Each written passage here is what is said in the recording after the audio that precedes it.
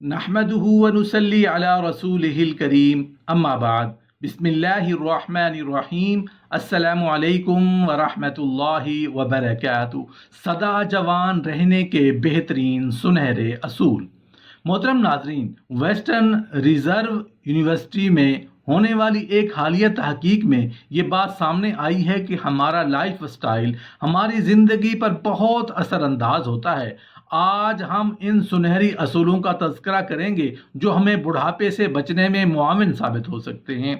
سدا جوان رہنے کے لیے سب سے پہلی چیز ہے سبز چائے کا استعمال۔ آپ نے دیکھا ہوگا کہ جاپانی لوگ لمبی زندگی جیتے ہیں۔ وجہ کیا ہے؟ جاپانی لوگ بلیک ٹی کی بجائے گرین ٹی یعنی سبز چائے کا استعمال کرتے ہیں، کیونکہ سبز چائے ایک ایسا مشروب ہے جو نہ صرف جسم کے لیے بلکہ ہاضمہ کے لیے بہت مفید ہوتا ہے۔ جب کسی انسان کا معدہ اچھا ہوگا، ہاضمے کا نظام اچھا ہوگا تو اس کی جوانی سدا بہار ہوگی۔ وہ انسان نہ صرف لمبی زندگی جیے گا بلکہ ہمیشہ جوان ہی رہے گا۔ نیند میں کمی سے جسم کو مطلوبہ آرام نہیں ملتا، جس سے جلد کو بننے میں مشکلات پیدا ہوتی ہیں۔ آپ تھکے تھکے نظر آتے ہیں، آپ کی آنکھوں کے نیچے سیاہ حلقے پڑ جاتے ہیں۔ اس لیے سدا جوان رہنے کے لیے کم از کم 7.5 یا 8 گھنٹے نیند پوری کرنی چاہیے۔ تمباکو نوشی پر ہم بڑھاپے کے آثار طاری کرنے میں بڑا پیش ہے۔ تمباکو نوشی سے خون کی نالیاں سکڑ جاتی ہیں، جس سے جلد کو خون کی فراہمی پر فرق پڑتا ہے۔ اس سے جسم میں وٹامن سی بھی کم ہو جاتے ہیں جو جسم کو تر و تازہ رکھتے ہیں۔ اس سے کیلوریز کو مستقل طور پر نقصان پہنچتا ہے اور جلد خشک ہو جاتی ہے، جھریاں پڑنے لگتی ہیں اور انسان بوڑھا ہونے لگتا ہے۔ اس لیے سدا جوان رہنے کے لیے تمباکو نوشی سے پرہیز کریں۔ سورج میں زیادہ دیر رہنے سے بھی جسم پر منفی اثر پڑتا ہے۔ زیادہ سخت دھوپ سے جلد کے ٹیشوز ٹوٹ جاتے ہیں، جس کے نتیجے میں جلد ٹوٹ پھوٹ کا شکار ہو جاتی ہے اور انسان بڑھاپے کی طرف گامزن ہو جاتا ہے۔ اس لیے سدا جوان رہنے کے لیے سخت گرمی یا سخت دھوپ سے بچنا چاہیے۔ مے نوشی سے نالیوں میں خون کا بہاؤ تیز ہو جاتا ہے، جس سے جلد سرخ ہو جاتی ہے اور چہرے پر جھریاں بھی نظر آنے لگتی ہیں۔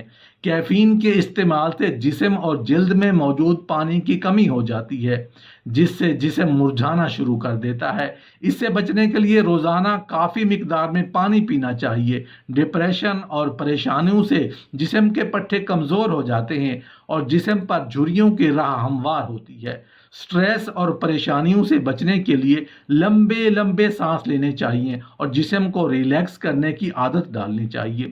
خوراک میں ریفائنڈ شوگر اور کاربوہائیڈریٹ کا استعمال اچھا نہیں ہوتا، جس کے نتیجے میں جلد ڈھیلی پڑ جاتی ہے، جس سے جسم میں موجود آئل کی مقدار نکل جاتی ہے۔ اس سے بچنے کے لیے خوراک میں پھلوں اور سبزیوں کا استعمال زیادہ کرنا چاہیے۔ زیادہ ٹھنڈی ہوائیں اور کم درجہ حرارت یا زیادہ مرطوب اور خشک موسم جلد سے پانی کو ختم کر دیتے ہیں، جس سے جسم کھردرا ہو جاتا ہے۔ اس سے بچاؤ کے لیے کوئی اچھا موئسچرائزر استعمال کرنا چاہیے۔ جسم کو مطلوبہ مقدار میں اگر وٹامنز اور معدنیات نہ دی جائیں تو اس کی نشو و نما رک جاتی ہے، جس سے جلد خشک اور پتلی ہو جاتی ہے۔ اس سے بال اور ناخن بھی بھربھرے ہو جاتے ہیں اور ٹوٹنے لگتے ہیں۔ اس کے لیے کافی مقدار میں کیلوریز لینی چاہیے تاکہ میٹابولزم صحیح کام کرے اور جسم کو مناسب مقدار میں نشو و نما ملتی رہے۔ زیادہ مقدار میں مکھن، کریم اور ہائی فیٹ چیزوں کے استعمال سے جلد بوڑھی ہو جاتی ہے۔ اس سے بچنے کے لیے متوازن خوراک استعمال کرنی چاہیے۔ جو ہم زندگی کی زیادہ بہاریں دیکھتے ہیں، ہمیں اپنے طرز زندگی میں تبدیلیاں لانی چاہیے۔